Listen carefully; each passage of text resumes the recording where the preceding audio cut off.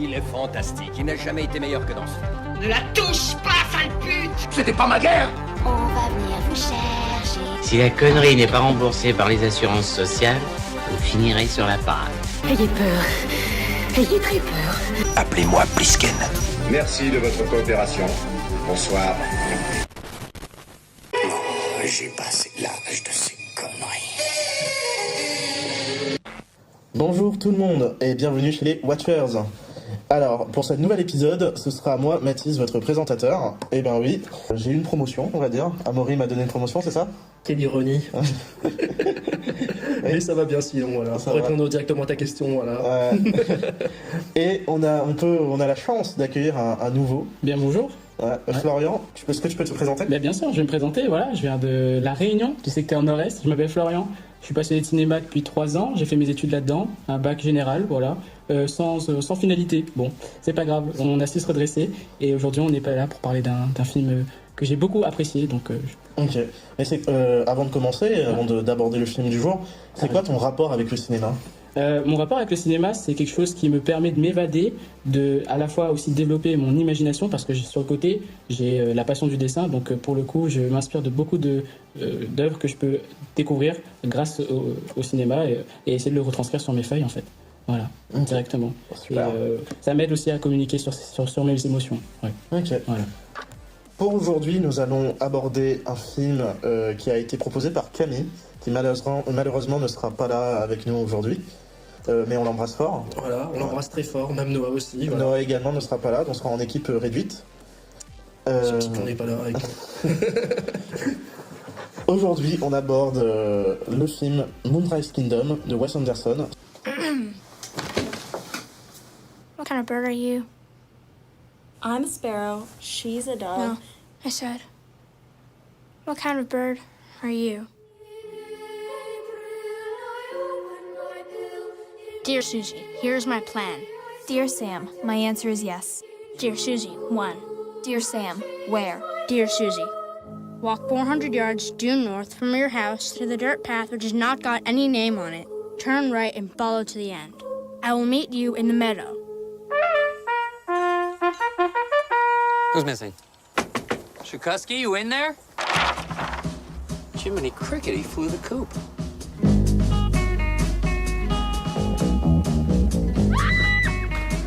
Walt, where the hell are you? Right here. Does it concern you that your daughter has just run away from home? Moonrise Kingdom de Wes Anderson est un film américain sorti en 2012 qui va parler de l'histoire de Sam et Suzy, 2 enfants sur une petite île de la Nouvelle-Angleterre qui vont décider de fuguer pour pouvoir vivre leur amour ensemble, loin de leurs parents qui les emprisonnent un peu dans leur vie. Avant de commencer à parler du film, est-ce qu'on ne pourrait pas présenter un peu Wes Anderson? Pour vous, c'est qui Wes Anderson? Je te laisse commencer, Florian, vas-y. Merci. Moi, Wes Anderson, c'est un réalisateur que j'ai rencontré grâce à ce film, justement. Et malheureusement, je vais avouer la vérité, je n'ai regardé que ce film de ce réalisateur. Je suis pas le plus calé pour en parler, mais il m'avait directement capté l'attention avec ses ambitions visuelles, excusez-moi, de décors très riches, imposer une atmosphère immersive. Oh, excusez-moi pour cette lapsus là. Ouais, vas-y. Tout ça me donne le sentiment de revivre un peu mon enfance. Donc pour moi, c'est quelqu'un qui a su directement atteindre mon cœur, rien qu'avec un film. D'accord. Alors du coup, c'est à mon tour. Malheureusement, ce ne sera pas mon baptême du feu, parce que moi, je l'ai déjà passé. De mon côté, pour Wes Anderson, je l'ai connu grâce à Fantastique Monsieur Fox. Je l'ai découvert grâce à l'école, quand j'étais encore en primaire. Et c'est la première fois que je découvrais Wes Anderson, son cinéma particulier, tout ça. Et puis je l'ai vu plusieurs fois. Je l'ai beaucoup aimé, ce film. Et puis il y a eu Le Grand Budapest Hotel, lequel j'ai encore passé un très bon moment dans ce film. Surtout en voyant Ralph Fiennes, ou encore Adrien Brody, ou encore Edward Norton, qui joue dans ce film, m'a énormément plu et je considère comme mes 2 films préférés de Wes Anderson. Et puis Moonrise Kingdom, que j'ai vu tout simplement hier. Mais malheureusement, je n'ai pas vu le reste de sa filmographie parce que tout simplement, je n'ai pas eu le temps ni eu l'occasion de m'intéresser plus. Même si j'aime bien et que j'ai quand même pas mal d'affinités pour son cinéma et sa manière de réaliser, Mais voilà, et j'en dirai pas plus, je préfère en débattre, on va dire un peu plus tout à l'heure. Voilà. Mathis, qu'est-ce que tu en penses de toi? Eh ben, Wes Anderson, c'est un réalisateur que je trouve très intéressant. De par son style, de par son univers, de par... C'est un réalisateur, en fait, qui a un style propre, qui est agréable à l'œil. Esthétiquement, c'est très beau. Ça fonctionne bien. Après, je peux comprendre que ce style peut un peu ennuyer certaines personnes ou trouver un peu répétitif, parce que c'est vrai que depuis The Grand Budapest Hotel, qui est le film qui l'a fait connaître au grand public. Avant ça, c'était plus un cinéaste très connu dans le cinéma indépendant. Il avait, avec des films comme Rushmore, comme La vie aquatique, ou même The Darjeeling Limited. Et c'est un cinéaste qui s'est fait vraiment connaître par Moonrise Kingdom déjà, le film qu'on va parler aujourd'hui, car il a fait l'ouverture de Cannes en 2012. Il est en sélection officielle même s'il n'a rien gagné, mais il a quand même eu une bonne visibilité dans le public international. Puis The Grand Budapest Hotel, où là c'est l'explosion, 4 Oscars, des Oscars surtout techniques, mais qui prouvent que le public aime l'univers de Wes Anderson, avec Oscar du meilleur décor, meilleure musique, meilleur maquillage et meilleur costume. Donc il y a quand même cette idée-là, à partir de Grand Budapest Hotel, ça a été quand même l'explosion, et on est parti sur des films qui reprennent un peu ce style. Après, on a eu L'île aux chiens, on a eu Asteroid City, Phoenician Scheme, le dernier film qui est sorti, et The French Dispatch, où on est sur des films réalisés dans des décors avec beaucoup de faits main, effets pratiques, et bien sûr la mise en scène caractéristique de Wes Anderson. Mais c'est un cinéaste qui est intéressant, et aujourd'hui on va parler de son film, que je pense être un film assez pivot dans sa carrière. Je ne sais pas ce que vous en pensez, on en parlera après, mais c'est Moonrise Kingdom. D'ailleurs, j'ai un petit truc à dire. Je ne veux pas vraiment dire de bêtises, mais à chaque fois que je vois Wes Anderson, je vois un peu Jim Jarmusch. Sans pour autant que ce soit Jim Jarmusch. Il y a vraiment cet aspect, comme si ces deux réalisateurs sont un petit peu liés. J'ai l'impression que Jim Jarmusch c'est un peu la version sombre, on va dire, de Wes Anderson. Et pour Jim Jarmusch, Wes Anderson c'est un peu sa version, mais beaucoup plus lumineuse, beaucoup plus colorée, on va dire, chez Munch. Et du coup, c'est fascinant de voir ces deux réalisateurs. Mais je ne sais pas si vous avez un avis par rapport à ce que je dis. Je connais pas beaucoup le cinéma de Jim Jarmusch, malheureusement. Il faudrait vraiment que je m'y intéresse. Désolé. Ouais. C'est un super bon réalisateur que je trouve. J'ai en plus un coffret de ces films et que je n'ai pas encore fait. The Dead Man, incroyable. Ça prend de la valeur. Superbe film que je vous recommande, The Dead Man avec Johnny Depp. Voilà. Okay. Un de ses meilleurs films. Ok, bon, on en parlera. On en parlera une prochaine fois, vous inquiétez pas. Voilà, je regarde sous tes conseils. Si j'aime pas, c'est de ta faute. C'est ce que je voulais dire, c'était oui, on peut parler des influences un peu de Wes Anderson, parce que là tu parles de Jim Jarmusch. Moi je vois beaucoup de François Truffaut. En fait, je vois beaucoup de cinéma français dans son cinéma. Justement, je voulais en parler de mon avis par rapport à Wes Anderson, mon rapport avec le cinéma, avec lui-même. Bon, autant commencer, vu que j'ai un long tunnel à expliquer de pourquoi le cinéma de Wes Anderson, et en généralement ses films en particulier, je les aime autant que je les déteste. Et surtout les films récents de ce réalisateur, depuis French Dispatch à le dernier avec Benicio del Toro, que je retire jamais son... Phoenician Scheme. Voilà, Phoenician Scheme, voilà. Excusez-moi si je ne me rappelle pas. Voilà, je suis une brêle des titres de Wes Anderson, voilà. Alors, franchement, je vais être honnête avec vous. Moonrise Kingdom, c'est un film que j'ai du mal à apprécier pleinement. Et ça tient en grande partie avec ma relation compliquée avec le cinéma de Wes Anderson. Mais attention, je dis pas que c'est un mauvais réalisateur. Au contraire, je trouve qu'il y a même un génie derrière tout ça, une patte visuelle et même un sens de l'artisanal, et même une esthétique qui ressemble à personne d'autre. Ça, c'est sûr certain. Mais justement, c'est cette partie si singulière à mes yeux qui est devenue sa plus grande faiblesse. Wes Anderson s'est tellement enfermé dans son style qu'il est presque devenu la caricature de lui-même.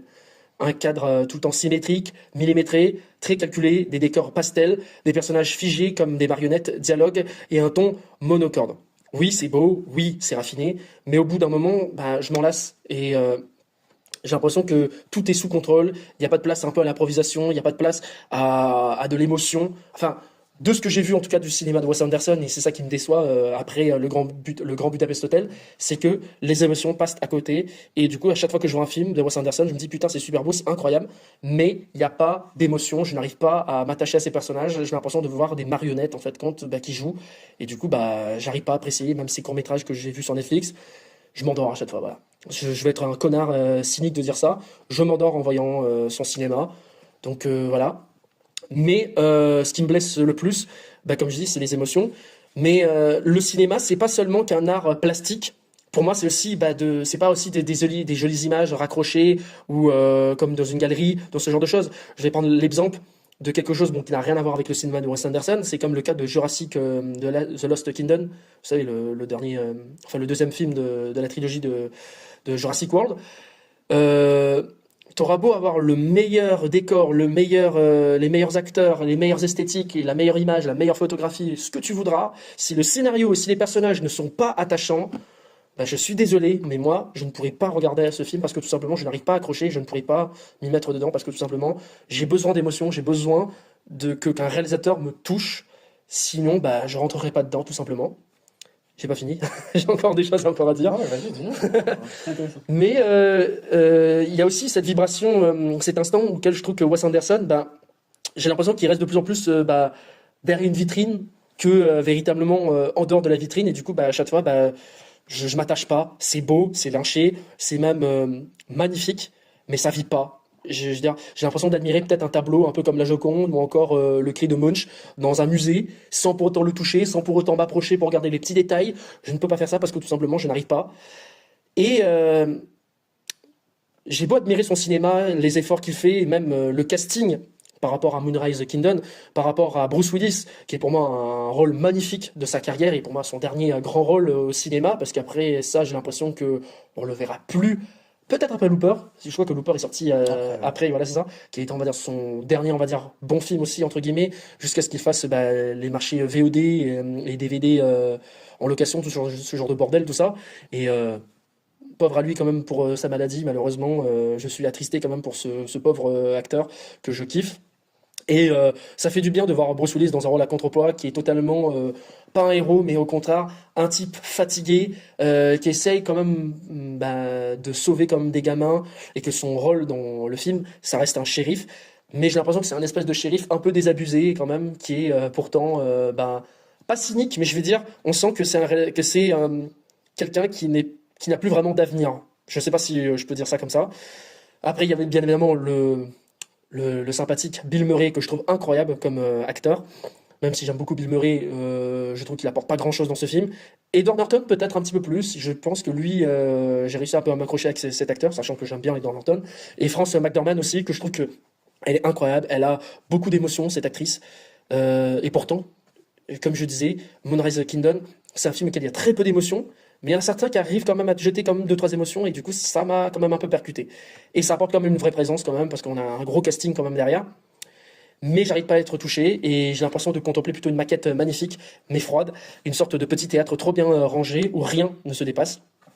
Et le paradoxe que j'admire sur certains de ces films, comme je disais tout à l'heure, Fantastic Mr. Fox par exemple, je le trouve extraordinaire.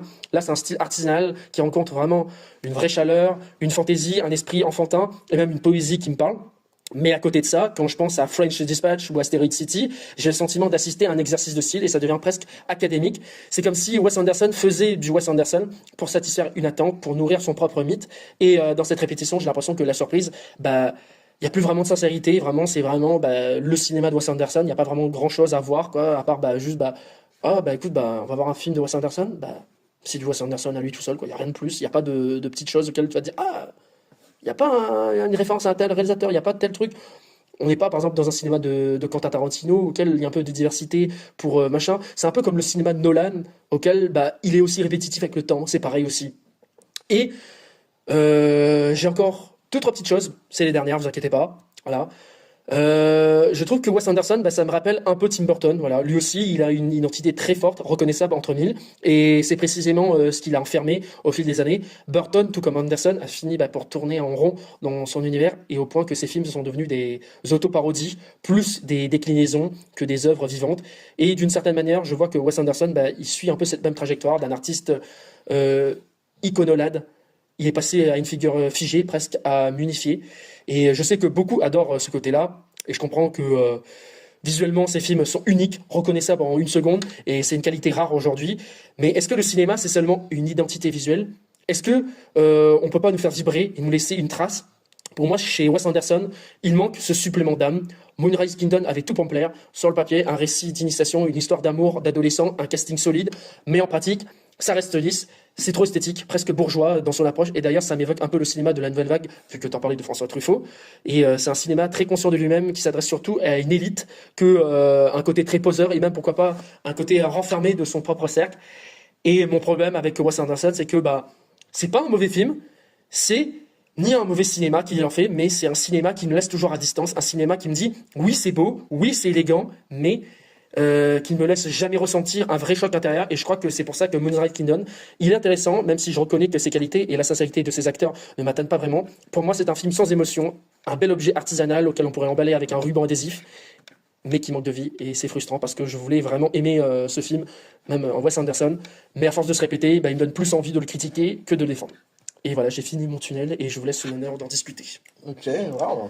En tout cas, Désolé. Non, mais t'as donné ton avis de ce que tu pensais du cinéma de Wes Anderson, et il y en a beaucoup qui pensent comme toi. Ouais. J'ai lu beaucoup d'articles qui comparaient aussi à un théâtre parfois vide et sans émotion, un petit théâtre bien fait, mais avec toujours ce manque d'originalité, cette caricature de lui-même qu'on peut voir. Personnellement, Moonrise Kingdom a été un peu le film qui m'a fait changer d'avis sur Wes Anderson. C'est un film que, avant de le revoir, parce que je l'avais vu il y a longtemps, mais avant de le revoir, je me suis dit à peu près la même chose que toi. Je me disais, Wes Anderson est sa caricature de lui-même.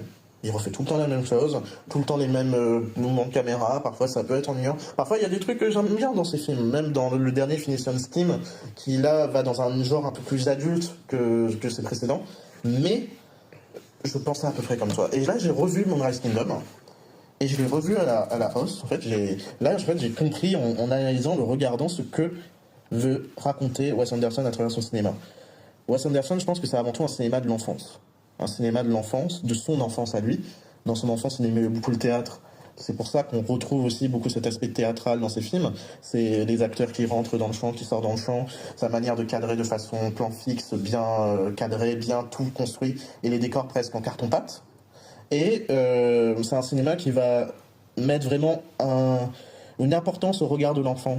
Dans Moonrise Kingdom, c'est ça. En fait, Moonrise Kingdom, c'est quoi? C'est l'histoire d'une histoire d'amour d'été d'entre deux enfants, qui va prendre des tournures très shakespeariens, très grandioses, très grandiloquents. Et c'est ça qui fonctionne avec Moonrise Kingdom, par rapport notamment au monde des adultes, qui est montré comme blasé, triste, presque inactif dans le film. Et je trouve que c'est ça qui est fort. Mais Florian, toi, quel est ton avis sur le film, et aussi sur le cinéma de Wes Anderson? Après, je sais que tu n'as pas vu énormément de films. Ouais. Pour le coup, je vais rester absolument dans le thème de Moonrise Kingdom, puisque c'est le seul film que j'ai vu de ce réalisateur. Donc, pour le coup, j'ai pu analyser et m'identifier beaucoup à l'histoire, puisque effectivement, je reste plus jeune d'entre nous, je crois. Ouais, c'est ça. Donc, mon enfance ne remonte pas à si longtemps. Et c'est pour ça qu'à cette époque-là, surtout où on devait rester chez nous enfermés, ce film a beaucoup apporté de liberté d'esprit, puisque en fait à ce moment-là, voilà, on rêvait d'aventure, tout comme Sam qui récupère sa petite femme puisqu'ils se sont mariés. Et oui, très shakespearien, tout ça, très poétique, au coin d'une église, alors que ça ne vaut rien dans aucune juridiction, mais à leurs yeux ça vaut beaucoup, et on le sait. Donc cette petite partie très crédule en fait, justement de la vision que peuvent avoir les enfants et la vision que peuvent avoir les adultes, finalement on s'immerge assez facilement, puisque ça nous rappelle un peu le passage aussi de nous, enfants à adultes, quand on commence à mieux comprendre les choses qui nous entourent.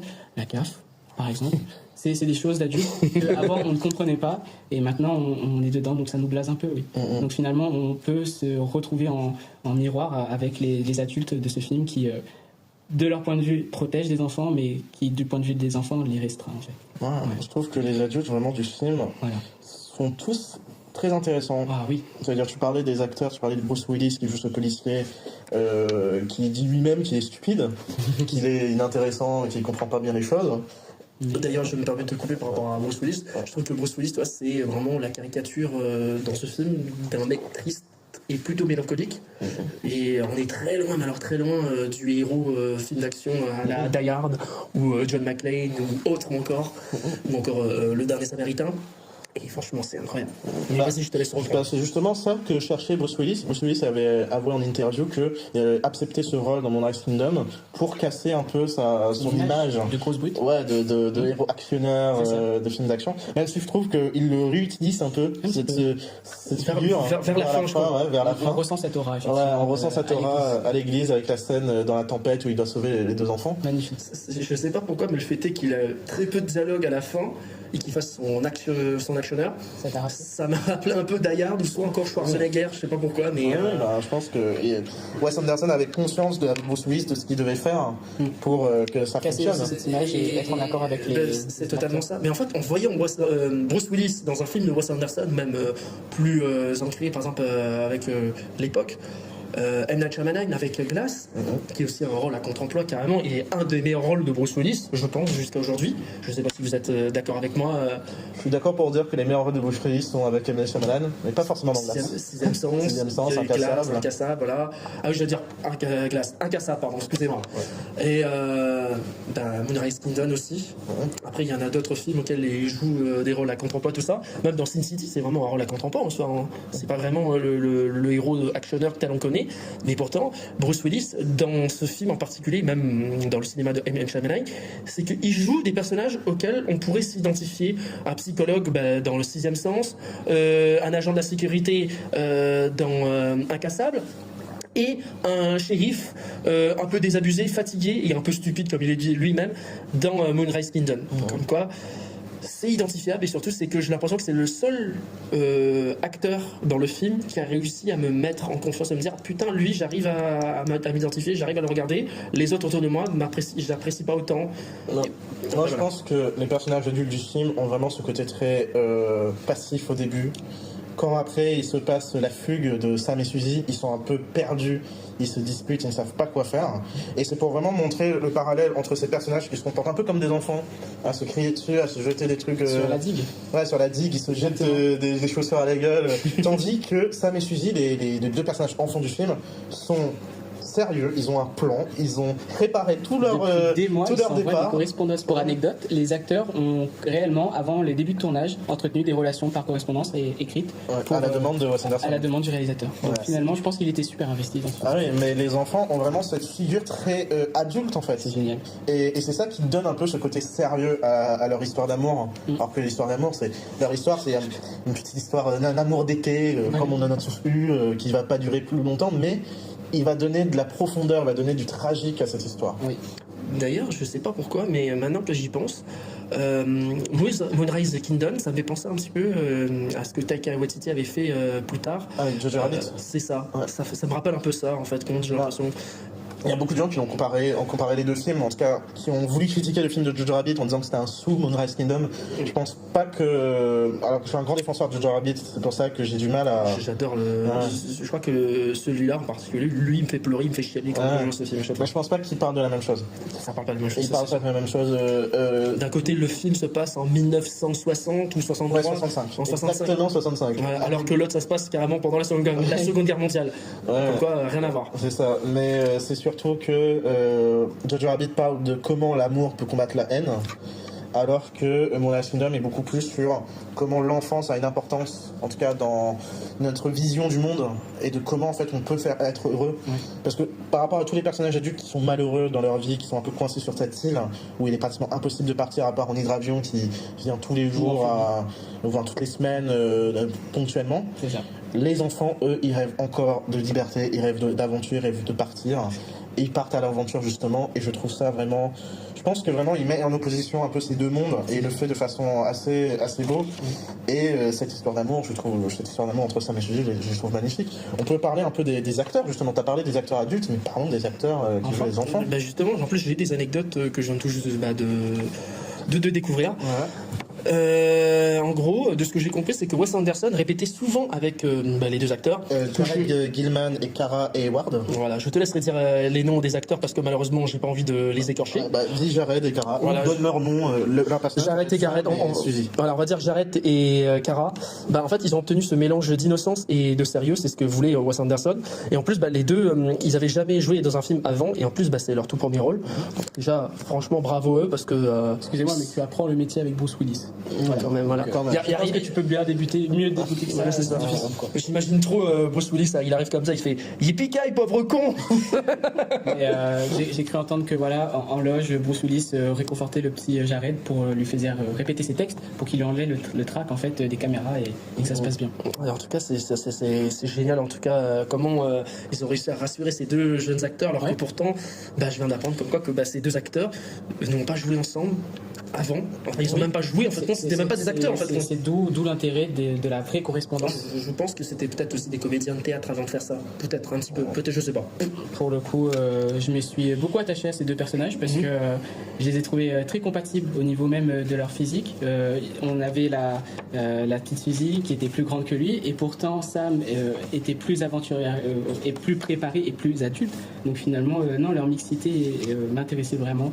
On sentait qu'il y avait une énergie pérenne. Surtout que c'est deux personnages qui sont à peu près les mêmes. C'est des personnages qui sont marginaux. Exactement, très solitaires. Très solitaires. Sam est un orphelin qui n'a pas d'amis.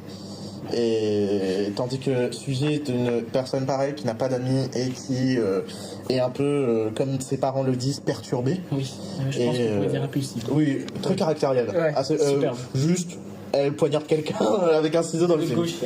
Mais il y a un passage que je trouve très touchant et marquant dans ce film, justement, c'est quand les deux se voient dans l'espèce de... dans la loge. Dans la loge, et à un moment, Sam dit tout simplement à toutes les filles, c'est quoi vos costumes? Non, il dit, c'est quoi ton costume? Oui, non, en gros, au début, avant qu'il pose cette question, il demande presque à tout le monde avant. Mais on ne sait pas, nous, au début. C'est à la deuxième interrogation qu'on sait que tout simplement, il pose la question seulement à la fille du milieu. Mais c'est ça qui rend intéressant. Pour le coup, je crois avoir le texte exact.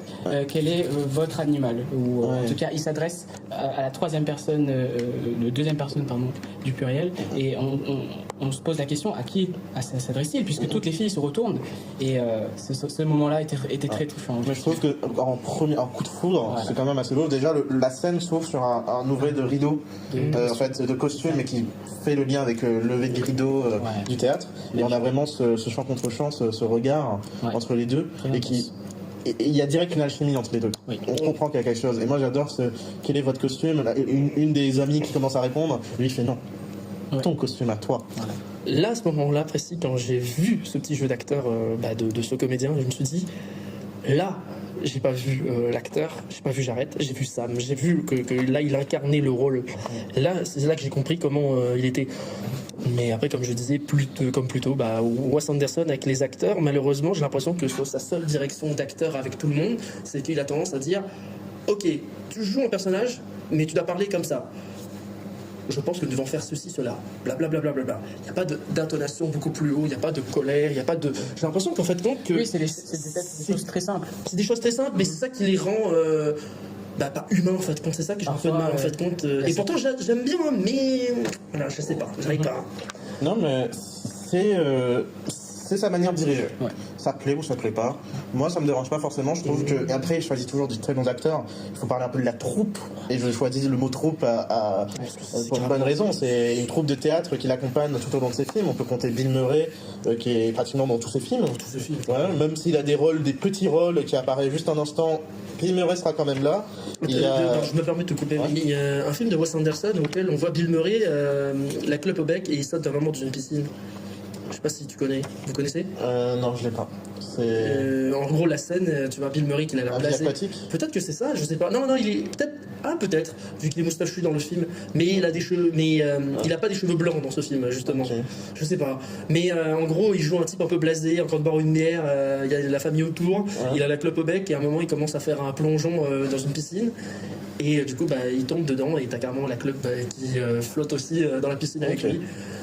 Mais si vous avez le titre de ce film, écoute, je serai tout oui pour savoir. Dites-le en commentaire. Voilà, dites-le en commentaire, exactement. Ça permet de dire laissez-nous un commentaire, ce serait super. Oui, ce serait bien aussi, effectivement. Faites ça, faites donc ça, ce serait bien, effectivement. Faites-le, merde. Calme-toi. Non, il va vous retrouver et il va vous menacer chez vous directement. Bon, revenons sur le film. Et puis dans la troupe, on a aussi Jason Schwartzman qui, dans le Moonrise Kingdom, a un petit rôle. on a Owen Wilson, son premier comparse, et avec qui il a écrit son tout premier court-métrage. Owen Wilson, c'est bien sûr l'acteur plus de comédie. On le connaît beaucoup pour la comédie, des comédies avec Ben Stiller, ou même La Nuit au musée. Il est dans le film, je me rappelle même plus. Il n'est pas dans ce film-là, mais je pense que... Il est producteur. Même pas, je crois que c'est un des premiers films où il n'est pas vraiment dans la production, mais il apparaît souvent en caméo dans les films de Wes mais il Anderson. était dans Moonrise Kingdom. Non, je crois pas. Ok, d'accord. Ouais. Je pensais qu'il était dans Moonrise Kingdom. Mais il est souvent présent, ils sont très amis. Donc ouais, Owen Wilson, l'acteur de La Nuit au musée, où il a un petit rôle, enfin littéralement un petit rôle, il joue un petit personnage miniature. Pas mal, c'est La Nuit au musée, voilà. Et puis il y a Adrian Brody aussi, en acteur fétiche de Wes Anderson. On a Tilda Swinton qui revient souvent, Ralph Fiennes, William Dafoe aussi, qui est pas mal. En ce moment, il y a une trend en ce moment réelle partout où t'as carrément Willem Dafoe qui prend, il boit sa petite bouteille d'alcool, de whisky, et à un moment il décrafe son espèce de veste là, de Prada. Je sais pas si vous avez déjà vu, non? À un moment il le déboutonne comme ça, t'as carrément son arme et sa petite bouteille pour ranger carrément. Et en ce moment, j'arrête pas de voir ça partout, sur Instagram ou YouTube, voilà, partout. Ah, mais Willem Dafoe, grand acteur. Hein. Grand acteur et grand respect pour ce mec aussi. Oui, parce que pour moi, c'est un des grands derniers acteurs de cette génération en soi. Hein. Je vais pas compter les autres acteurs à côté, mais je sais pas si on pourrait dire que si Willem Dafoe et Bill Murray ont à peu près de la même tranche d'âge, mais ça met Bill Murray un peu plus vieux, je pense aussi, effectivement. Mais ouais. Mais il y a aussi Bryan Cranston, je me demande s'il en a fait très peu. Le premier film était Finnegan Scheme avec. Et Asteroid City, je crois, il a un. Ah oui, c'est vrai qu'Asteroid City. Ouais. Mais de toute façon, sa troupe grandit au fur et à mesure. Il y a beaucoup d'acteurs qui le rejoignent. Et on n'a pas parlé aussi de Frances McDormand aussi, qui est McDormand aussi. Presque tout le temps dans tous ses films. Moi, je trouve que Bill Murray, je veux dire, je l'avais vu dans Moonrise Kingdom et The French Dispatch, pour moi. Après, je vois pas dans quel autre film elle était de Wes Anderson. Ah, je pense qu'elle est dans pas mal de ses films, hein, dans Le Grand Budapest Hotel, je crois qu'elle est dedans, hein. Même dans dans les derniers films de Wes Anderson, elle est dedans, je pense. Après, peut-être que c'est moi qui dois mal le voir, mais je pense qu'elle doit faire partie dedans. En tout cas, que ce soit Bill Murray, Jason Schwartzman, ou encore Adrian Brody, Edward Norton et Tilda Swinton, ça reste bien évidemment les acteurs auxquels fétiche totalement de Wes Anderson. Mais en fait, cette troupe d'acteurs permet justement à Wes Anderson, dans son écriture, de penser directement à ses acteurs. Quand il va écrire des personnages, il va savoir que bon, ce rôle-là, ce sera pour Bill Murray, ce rôle-là sera sur Jason Schwartzman, parce qu'il connaît leurs points forts en termes d'acting, leurs points faibles. Et je trouve ça intéressant que des réalisateurs ont des acteurs fétiches qui reviennent. D'ailleurs, j'ai une petite question pour vous deux. Vous l'avez regardé en VF ou en VO ce film? Les deux. Les deux? Oui. Je l'ai regardé en VF. En VF? Je suis le seul à regarder en VO en fait. Vraiment full VO en fait. J'avais besoin d'entendre la VF de Bruce Willis. Est-ce que c'est Patrick Poivré ou pas? Oui. Ah, ok, super. J'aurais aimé l'entendre, notre bon vieux Patrick Poivré. J'avais besoin de l'entendre. Ça me réchauffe toujours le cœur quand je l'entends. Yippee-ki, pauvre con.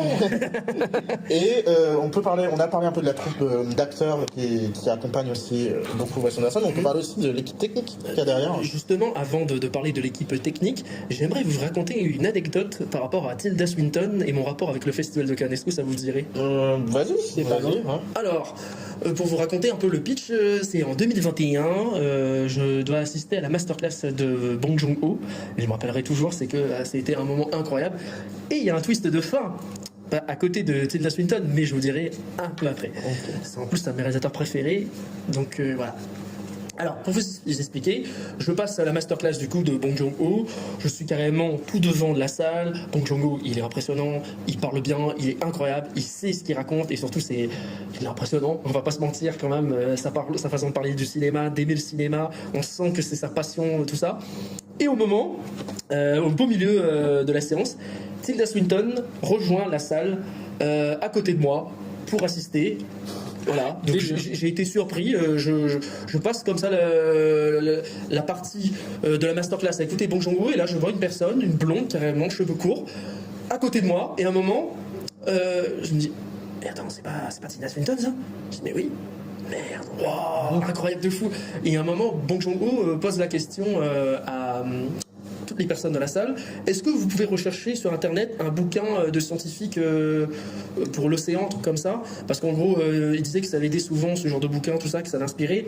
Je pense que c'était pour un de ses films, Snowpiercer, si je me souviens bien.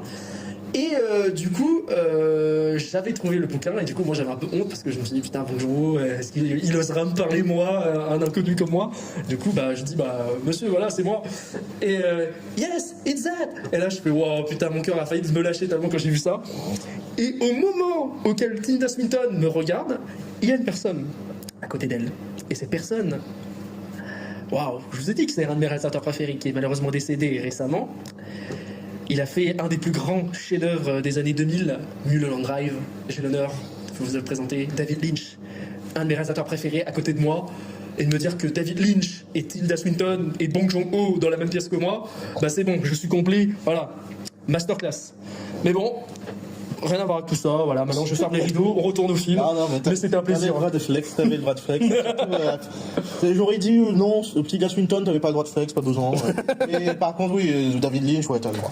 Parce que quand même, David Lynch, on va se mentir, voilà. Je plaisante, j'aime beaucoup Tilda Swinton, je vous aime. Bien sûr, vous écoutez cette émission de façon assidue. Il y avait un très bon film d'ailleurs que j'avais vu d'elle à l'époque, en 2023 si je me souviens bien, ou en 2024. C'est un film assez expérimental qui se passe en Amérique du Sud. C'est très contemplatif, ça dure 2 heures et quelques. Je vous redirai ça un jour sur Instagram, voilà, le titre. Bref, donc revenons sur le film. Revenons sur le film. Je parlais justement de la troupe d'acteurs qui suit beaucoup Wes Anderson, mais il y a aussi l'équipe technique qui suit, où il a en fait son petite équipe personnelle qui le suit dans tous ses films. On a déjà Robert Yeoman, qui est son chef opérateur sur pratiquement tous ses films depuis Fantastic Mr. Fox, et qui donne un peu ce côté, cette couleur pastel, un peu à l'image, cette façon de filmer, de travelling. Je veux dire, je pense réellement que l'esthétisme, la façon de filmer de Wes Anderson vient aussi de son chef opérateur. On a aussi Adam Stockhausen, qui est son chef de la déco, qui gère tout ce qui est à quoi va ressembler les décors, le carton-pâte derrière, les maisons faites en miniature. Et petite anecdote, Steven Spielberg avait vu, je crois qu'il avait vu Moonrise Kingdom, il a été impressionné par les décors et il a décidé de demander à Adam Stockhausen de travailler sur ses films suivants. Donc Adam Stockhausen va faire Le Pont des Espions avec Spielberg, Ready Player One et je crois bien West Side Story. Eh ben comme quoi, Steven Spielberg, lui, dès qu'il voit un truc qui le plaît, c'est bon, allez, je te pique ton équipe. Mais souvent, Wes Anderson dit que pendant les tournages, quand il se pose des questions sur sa mise en scène, sur le truc, il va essayer de s'inspirer de Steven Spielberg. Donc de toute façon, Steven Spielberg, maître du cinéma... non. Non. Il y a un nom ici. John Carpenter, voilà. Moi, je suis l'anti-Spielberg. Voilà. Et oui, ça existe, mesdames et messieurs, les anti-Spielberg. Ça existe. J'aime beaucoup Spielberg, mais de dire que c'est le meilleur réalisateur de tous les temps, je vais être très clair avec tout le monde ici présent et même vous. Allez vous faire foutre, comme dirait Belmondo. Voilà. Revenons sur le film. On n'est pas d'accord, mais on a également Alexandre Desplat. Cocorico, c'est un Français qui fait la musique de quasiment tous ses films. Et s'il y a bien des musiques qui sont vraiment hyper belles dans le cinéma, c'est bien les musiques de Alexandre Desplat pour Wes Anderson. J'écoute souvent ses compositions pour The Grand Budapest Hotel. Petit extrait peut-être. Ouais, on va mettre, ouais. Allons-y.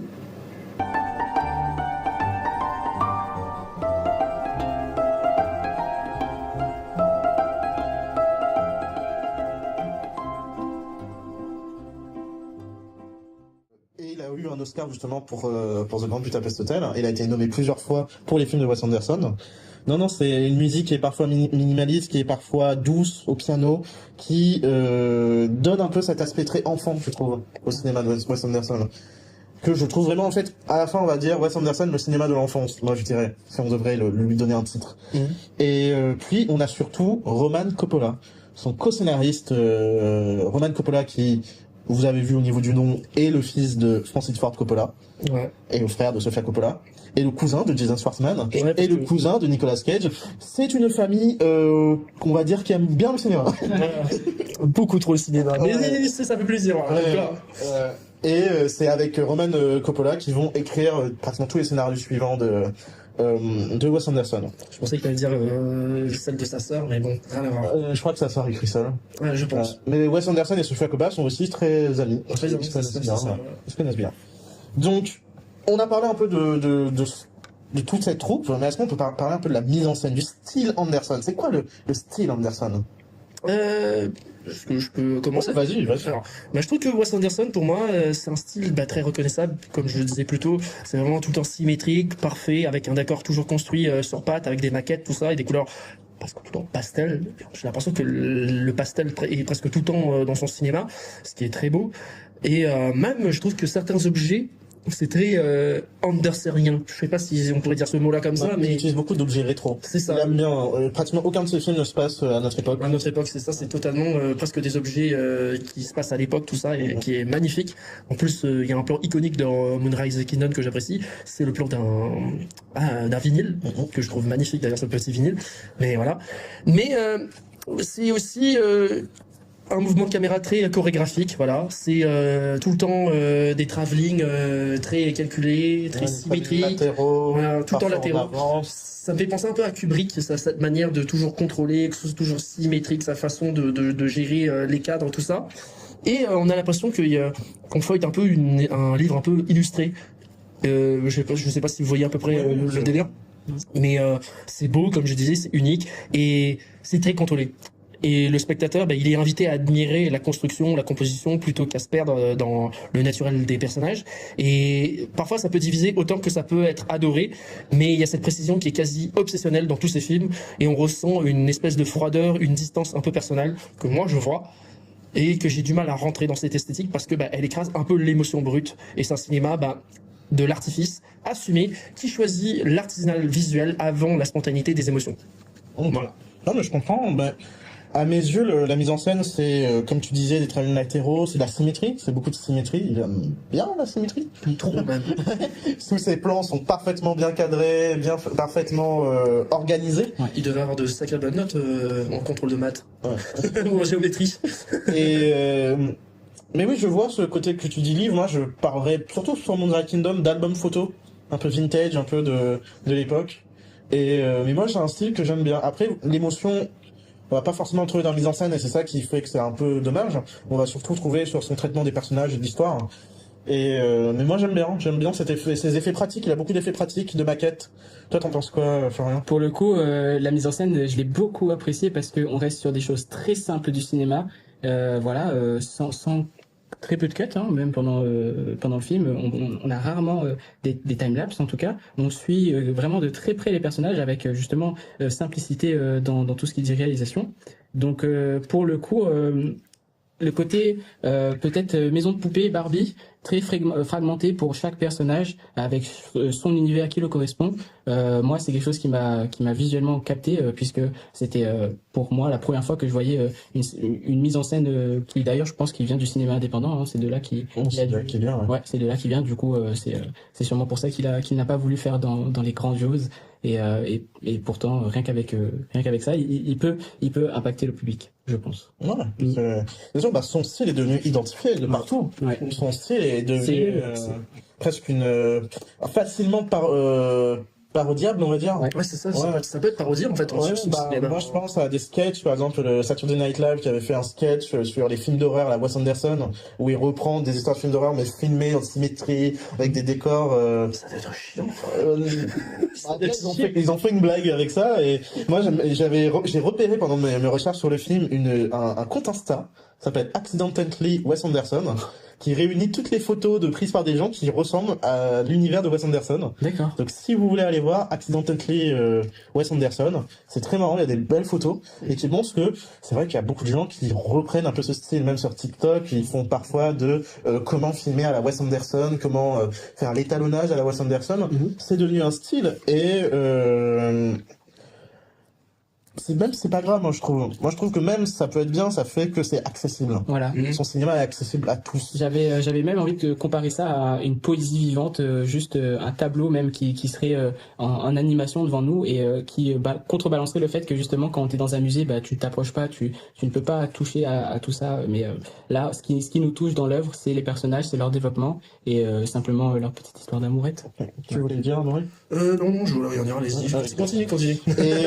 Et dans Moonrise Kingdom, on est sur, je disais au début que c'était un film pivot, parce qu'en fait on est sur le dernier film de Wes Anderson tourné avec des plans à l'extérieur, déjà, mais aussi le dernier film où il utilise de la caméra portée. C'est-à-dire que parfois il y a des scènes où la caméra va suivre les personnages qui marchent dans la forêt et qui va les suivre en tremblant un peu, en étant pas statique. Ouais. Et même dans des scènes très importantes, par exemple la première rencontre entre Sam et Suzy dans la loge, là il y a un tout petit tremblement qui va faire un peu en opposition avec tout le reste du film qui se tourne sur des plans fixes. Et en fait, il utilise cette caméra portée pour déjà donner un peu de vie à l'histoire d'amour qui se crée entre les deux, mais aussi pour créer une déstabilisation. Quand ils se voient, ils sont déstabilisés, on le voit directement à la mise en scène, ce coup de foudre, de par déjà ce plan qui est un peu porté, qui est un peu truc, et même quand ils sont dans la nature, quand ils traversent, c'est vrai que filmer dans la nature avec une caméra fixe, c'est compliqué. Beaucoup de moyens, voilà. C'est ça, donc il a dit bon, on va faire un peu la portée pour suivre et pour être vraiment dans la nature. Ah oui. Parce que pour lui, la nature a une importance dans le film. Moi, je voulais se parler d'un truc que j'ai remarqué, c'est l'omniprésence de mention de la culture amérindienne, de la culture des natifs dans les films. C'est vrai que... C'est-à-dire que déjà, on a la culture scout qui est grandement inspirée par cette culture amérindienne, mais on a aussi le nom du territoire où se trouve l'île. Ouais. L'île, avant, appartenait à des Indiens, c'était le territoire de Chickasha, je crois, Chickasha. Et Sam et Suzy veulent justement, pour se libérer, suivre les traces de ce peuple amérindien et se retrouver au lieu sur une plage où ils étaient, ils vivaient en fait. On a vraiment ce truc sur la connexion avec la nature, sur le fait de se libérer par la nature, tandis que tout le monde reste un peu dans la ville, dans leur maison. Pour le coup, je sais pourquoi maintenant ça me vient. Ce film m'avait beaucoup touché. On est sur La Réunion. C'est une grosse comparaison, mais pour avoir testé la métropole et sa ville et sa densité, Paris, le retour à mes sources, le retour à la forêt, l'aventure simple parfois d'aller se balader comme eux et de savoir qu'on est enfermé, mais qu'en même temps on rêve toujours de liberté. Donc non, c'est pour ça que ce film m'avait directement impacté. Hein. Ouais. On est sur à peu près les mêmes vies pour tous ceux qui restent sur notre île et qui justement parfois s'évadent en faisant des randonnées aussi simples et se reconnecter à la nature, ça d'une nous garde en forme et de deux nous permet de rester des humains connectés à nos émotions et non pas à nos performances en fait. Donc j'aime bien ce Moonrise Kingdom pour être un peu ce dernier film, cette dernière fois que la mise en scène de Wes Anderson va oser autre chose de ce qu'il fait d'habitude. Et j'aimerais juste parler d'une petite mention qu'aujourd'hui on a avec l'émergence un peu des IA et notamment des IA génératives d'images et de films, on a de plus en plus de gens qui parodient le style de Wes Anderson en faisant des films genre Spider-Man fait par Wes Anderson, Star Wars fait par Wes Anderson.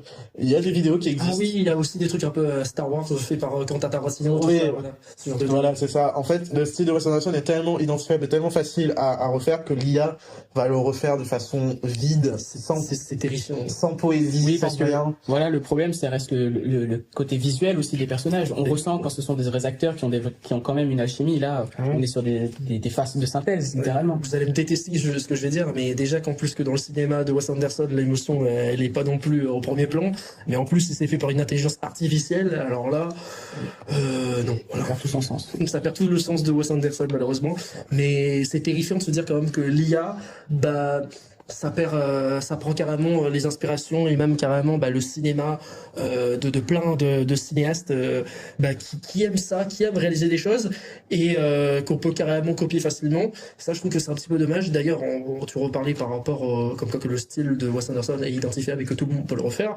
Malheureusement, il est trop identifiable.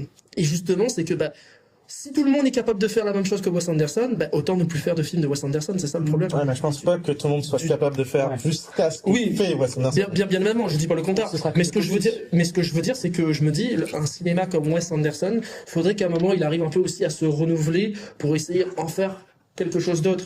Garder son style à lui tout seul, c'est bien. Mais apporter aussi un peu une nouveauté, une nouvelle fraîcheur. Peut-être que ça redonnera aussi à un public un peu plus de choses. Donc voilà, c'est ce que je pense aussi. Je crois que tu as beaucoup d'attentes. Ouais. Non, mais je peux comprendre son attente. Comme je l'ai dit au début, j'étais dans cet avis-là aussi au début. Et je peux comprendre cette attente de nouveauté, de façon de faire. Je pense que Finnegan Scheme, en fait, il tente des trucs à travers son scénario. Finnegan Scheme, c'est un film qui est beaucoup plus noir par rapport aux autres films de Wes Anderson, avec un peu plus de sang, un peu plus de complot politique, un peu. Et parfois, ça va un peu loin, mais je pense qu'au niveau de sa mise en scène, il a trouvé son truc. Et je pense pas qu'il a d'intérêt de changer pour l'instant. Ouais. Et je crois qu'on peut dire soit tu es moyen partout ou soit très bon dans un domaine. Ouais, on peut dire ça. On peut dire ça. Et j'aimerais bien vous demander c'est quoi votre scène préférée du film. Ah, merci. J'attendais celle-là. Vas-y, je t'en prie. Personnellement, c'est le passage où ils sont en préparation de leur petit repas pêché tout allègrement et ils décident de faire un inventaire.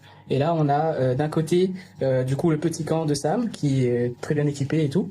Et directement avec un travelling très simple, on passe sur la petite valise de Suzy qui contient quelques livres. Voilà, pas de matériel de survie. Et donc là, on comprend très bien la chimie qu'il y a entre les deux et finalement leur connexion et comment ça fonctionne en fait. Puisque Sam apprend à Suzy à comment se débrouiller et Suzy apprend à Sam à comment peut-être avoir des émotions, comment se libérer par la pensée en fait. Ouais.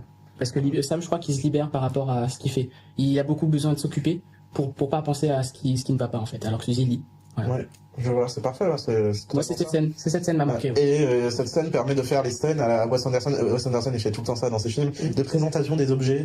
Il prend en top shot, c'est-à-dire vu de très haut, visuel, voilà. Et il montre un par un les objets qui composent son film. C'est Grand Budapest Hotel. Oui, il le fait, mais dans pratiquement tous ses films, même Night City. Mais c'est sa scène la plus culte de ce genre de choses. Ouais. Ça restera forcément le Grand Budapest Hotel avec le passage de nourriture, les gardiens qui commencent à découper toutes les choses comme ça. Je trouve ça tellement satisfaisant. Je crois que c'est la meilleure chose. Et pour le coup, dans ce film-là, quelle est ta scène? Ma scène préférée? Je dirais la scène, comme je disais tout à l'heure, je sais même pas si je disais tout à l'heure, mais en fin de compte, celle de Françoise Hardy, auquel les deux commencent à danser, à chanter, et puis petit à petit à se rapprocher, à s'enlacer. Et la complicité et cette histoire d'amour d'adolescent me fascine autant qu'elle me... D'accord. Je vais pas dire qu'elle me répugne. Au contraire, elle est magnifique, mais on sent que c'est vraiment une histoire d'amour d'adolescent. Je trouve pas, justement. Moi, je trouve que vraiment, ce qu'il donne avec ce film, c'est une histoire d'amour encore plus grande. À venir, mais déjà, de par la ressemblance avec Roméo et Juliette, avec ces deux enfants qui ne peuvent pas être ensemble, qui sont obligés de fuir pour être ensemble. On a même une histoire de suicide à la fin, où ils hésitent à se suicider. Et on a vraiment cette histoire à shakespearien, tu vois. Et mais pour revenir à la scène de la danse à la plage, qui est devenue une scène culte, une scène que moi aussi j'adore, c'est une scène qui a été inspirée par deux grands films. Est-ce que vous saurez lesquels? Un film français, j'imagine. Non, même pas. Même pas. Ouais. C'est un orage comme ça. Non. Américain. Ouais. Je sais. De quelle année par tout hasard? Les années 90, je pourrais pas te dire exactement. C'est un réalisateur culte? Oui, culte. J'imagine Spielberg. Non. Ah. Attends, vas-y, donne-moi tous les indices nécessaires. Comme ça, les spectateurs aussi pourront nous écouter. C'est un réalisateur qui a un style aussi assez identifiable, qui est connu pour ses scénarios un peu violents. Là, je donne un peu trop d'indices. Quentin Tarantino? Ouais. Mais non. Pulp Fiction, la danse de Mia et mais oui, c'est vrai. Maintenant que tu le dis, c'est vrai qu'il y a vraiment ça. Il y a ce Pulp Fiction. Pulp Fiction, ouais. Mais c'est bizarre quand même d'un côté que Wes Anderson fait une référence à Tarantino. En fait, je pense que Wes Anderson fait une référence à Tarantino parce que Tarantino a fait une référence à un autre grand réalisateur qui est Fellini avec 8,5 où Marcello Mastroianni. Chef-d'œuvre absolu, regardez-le. Voilà, c'est ça. Et qui, pareil, a une scène de danse avec une femme, et on a vraiment cette même danse, cette même façon de filmer. En fait, on a vraiment cette parenté au niveau de la référence dans cette scène. Et je parle rapidement de ma scène préférée. Moi, je pense que c'est la scène du coup de foudre. Du coup de foudre entre Sam et Suzy. Cette façon d'ouvrir le rideau, de cette réplique que tu disais tout à l'heure, quel est votre oiseau exactement. Et non, vraiment, cette alchimie qui se crée, cette façon de jouer à la fois sérieux des enfants me parle et fait que je crois pas que pour moi c'est pas qu'une amour adolescente simple basique. Pour moi ça va beaucoup plus loin, tu vois. Même avec la scène du mariage, j'aime bien la scène du mariage où Jason Schwartzman lui dit ça a aucune reconnaissance à l'État devant la justice, devant le truc, par contre c'est une dimension morale immense, quoi. Voilà. Et c'est de placer le sacré pas dans l'administratif du mariage mais dans la représentation du mariage. D'ailleurs on n'a pas parlé mais Harvey Keitel aussi est une petite apparition d'Harvey Keitel que j'ai beaucoup adoré parce que franchement cet acteur il est incroyable à chaque apparition qu'il apparaît. Mais je sais pas pourquoi, mais quand j'ai pensé à Harvey Keitel en le voyant dans ce film, j'ai pensé à Bad Lieutenant. Un mauvais film, enfin pas un mauvais film, mais plutôt un film vraiment l'inverse de la joie et du bonheur. Plutôt la violence, tout ça. Et Ça me fait bizarre de voir Harvey Keitel dans un film totalement différent de ce qu'il a l'habitude de faire avec Tarantino ou même Scorsese, mais très grand acteur et grand respect à cet acteur. Donc je suis quand même assez content. Et surtout c'est que j'ai l'impression que c'est aussi un acteur, tu vois, qui joue aussi dans des rôles à contre-poids, parce que là c'est totalement un rôle à contre-poids, autant que Bruce Willis. Comparé à Adrien Brody ou Edward Norton qui ont vraiment un style habituel pour jouer dans des films d'auteur. Voilà. Ok. Bon, pour finir, j'aimerais bien que vous me dites un peu votre Wes Anderson préféré, même si tu nous l'as peut-être un peu dit, non, tu l'as pas. Non, si, je l'ai déjà dit plusieurs fois, mais je vais le redire, Fantastic Mr. Fox. Je pense que c'est vrai qu'en fait, je pense que Wes Anderson est meilleur, c'est vrai, dans les films d'animation. Pareil, dans Fantastic Mr. Fox, L'île aux chiens, sont des films vraiment... J'ai l'impression que quand Wes Anderson fait un film d'animation, il y a plus de liberté, c'est moins stoïque, c'est moins marionnettiste. C'est l'impression c'est paradoxal justement, c'est moins marionnettiste avec de la pâte à modeler qu'avec des humains. Ça bouge, alors que dans le cinéma avec des acteurs, ça fait que rester en position fixe devant une putain de caméra à te regarder. Et je vais pas vous mentir, mais parfois il m'énerve. Voilà. Alors après, si vous aimez le théâtre, si vous aimez un peu ce genre de jeu... J'aime beaucoup le théâtre, attention, mais je pense que je m'ennuierais moins devant une pièce de théâtre sur certaines choses qu'un film de Wes Anderson. Pour le coup, mon film de ce réalisateur, ça va rester Moonrise of Kingdom, forcément. Mais moi, je suis curieux de voir ton avis quand tu verras plus de films de Wes Anderson. Pour le coup, je sais aussi pourquoi ça va rester un de mes coups de cœur, c'est parce que fan de poésie, j'ai passé mes études à étudier la poésie de Victor Hugo, surtout sur les Contemplations, son recueil de poèmes. Donc en fait, en voyant ça, j'ai vraiment eu le sentiment de voir un poème s'animer devant moi, quoi. Voilà, visuellement, c'est ça. Et je finirai un peu cette analyse de Moonrise Kingdom par une phrase que j'ai bien aimée, qui est prononcée par Sam. C'est: un poème a juste besoin d'exprimer un imaginaire, pas besoin de rimer. Et là, on a Florian qui est d'accord. Exactement, c'est exactement pour ce passage qui m'a confirmé en fait ce que je pensais déjà au fond de moi, qui me disait mais attends, je suis familier à ça. Pourtant c'est la première fois que je le vois, mais quand il a prononcé ces mots-là, j'étais en accord avec lui. Je voulais le serrer la main, ce monsieur. Très bien. Donc allez voir Moonrise Kingdom de Wes Anderson. Ou ne le regardez pas, tout simplement. Ne le regardez pas. Non, donnez-lui une chance. Oui. Moi, je remercie Camille de m'avoir permis de revoir ce film et de pouvoir avoir ce film est devenu mon Wes Anderson préféré, je pense. Bon, je suis désolé en tout cas d'avoir craché tout le long du film, mon venin, mais bon voilà, faut bien qu'il y a toujours des avis opposés aux autres. Et c'est important. Voilà, j'ai été d'accord pour Get Out, j'ai été d'accord pour Watchmen et Everything Everywhere All at Once, et celui-là, moins que les autres, mais je dis pas le contraire que c'est un mauvais film. Après, chacun son avis, c'est la liberté d'expression. Et je serais curieux de savoir ce que Camille et Noah, un jour, pour le prochain épisode, nous diraient ce qu'ils en pensent avant de parler du film principal. D'accord. Avant de vous laisser, j'aimerais bien que vous me donniez des petites recommandations de films ou de musique que vous aimez bien. Ce serait bien qu'on découvre un peu vos univers. Ce que vous aimez. Alors, du coup, moi, de mon côté, il y a une musique que j'aime beaucoup en ce moment, que j'écoute presque tout le temps quand je suis en dehors de chez moi. C'est une musique de Diana Tell, et ça s'appelle « Histoire à dormir debout ».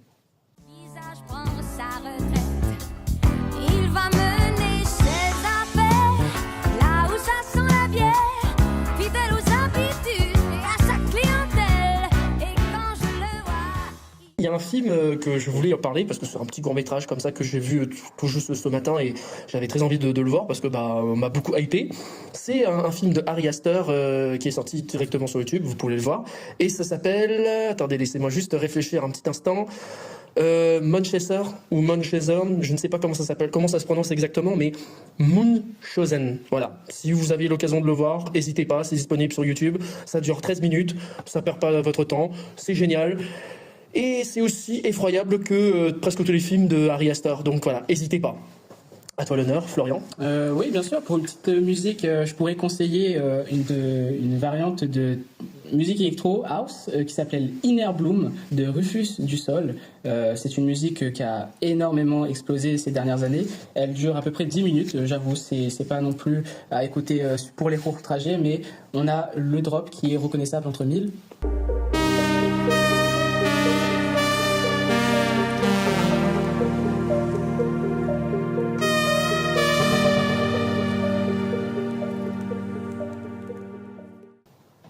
Donc pour tous ceux qui aiment le voyage par l'auditif, c'est un très bon périple. Pour peut-être conseiller un film, mais pour le coup, ce serait plus une série indépendante sur Netflix, que je pense que tout le monde a déjà jeté un œil dessus, Love, Death and Robot, qui pour moi est un chef-d'œuvre en fait, puisque chaque épisode est donné à des réalisateurs différents. Donc on a à chaque fois des claques visuelles, graphiques et morales absolument magnifiques. Petit coup de cœur pour l'épisode de la saison 4, mini rencontre du troisième type. Pour ceux qui ont revu le film, vous allez bien gaulerie. Voilà. Ok, ben moi je vais plus parler d'un documentaire. Ouais. D'un documentaire que j'ai vu récemment qui s'appelle Meeting the Enemy, attendez, je retrouve le titre exact. The White Meeting the Enemy.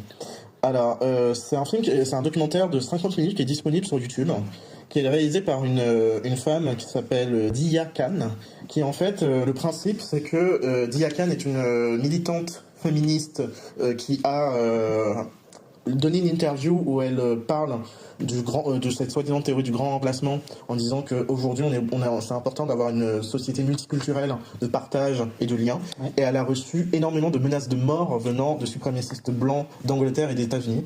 Et en fait, elle a décidé d'aller les voir et de discuter avec eux.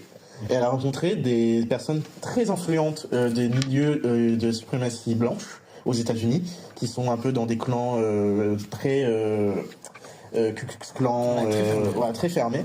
Et en discutant avec eux, elles ont réussi à créer une sorte d'émotion. En fait, elle n'est pas partie pour les attaquer, elle est partie pour les écouter.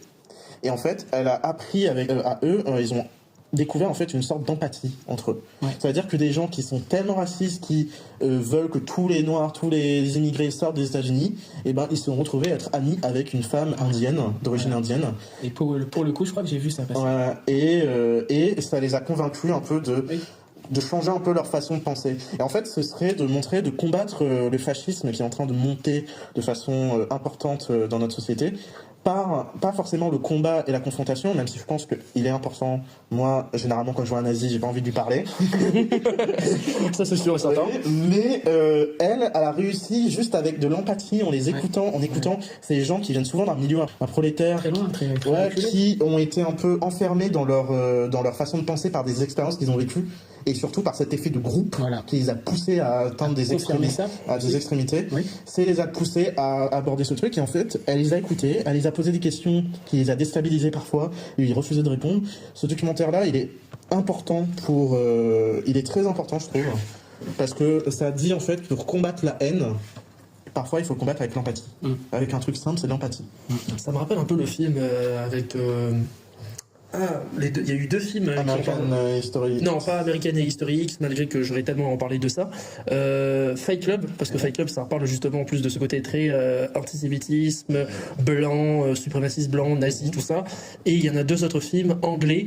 Non, un film allemand, si je me souviens bien, et un film totalement la Vague. La Vague, voilà, c'est ça. Ce film-là, ça me rappelle un peu dans ce délire-là. Tu vois. Après, ce documentaire-là, c'est surtout sur comment combattre ce fascisme, cette haine. Et parfois on se dit il faut les battre, il faut les confronter, mais parfois ils ont tellement pas envie d'écouter, ils sont tellement enfermés dans leur position que parfois juste aller leur parler et ça fonctionne. C'est un documentaire passionnant, je vous conseille vraiment d'aller voir. La fin va vous étonner. Petit teasing, j'ai fait 10 ans de marketing. Ce qui est totalement faux. Et non, vraiment, White Right, Meeting the Enemy, on le mettra en discussion. Si vous allez les voir, allez-y, foncez.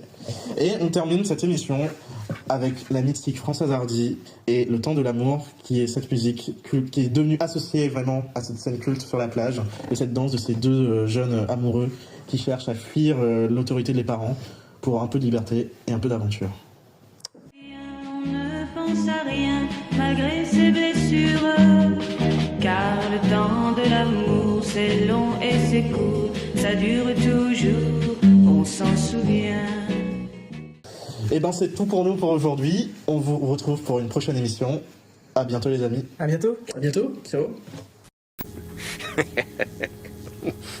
Qu'est-ce que je me suis marré.